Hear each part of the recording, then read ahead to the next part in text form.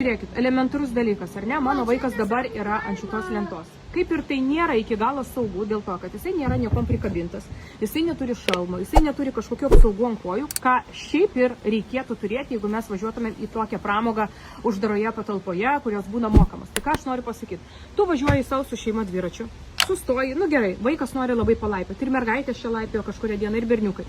Ir va jisai užlipa iki tokio aukščio.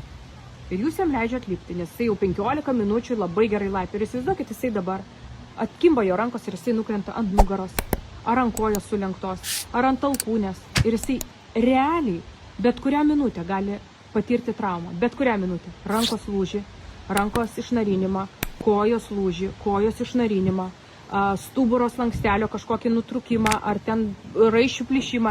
Nes kad ir vaikas yra labai judrus ir lankstus, jūs nežinote, kokiu būdu jis gali ir kaip nukristi tada, kada mažiausiai to tikėsi. Nuo tokių dalykų vaikas nėra apsaugotas nei vienas, bet ką jūs galite daryti? Jūs galite tiesiog jį apdrausti. Kai atsitinka va tokios bėdos, va tokios traumos, jūs tiesiog apdraudžiate vaiką ir gaunate išmoką už įvykusią traumą.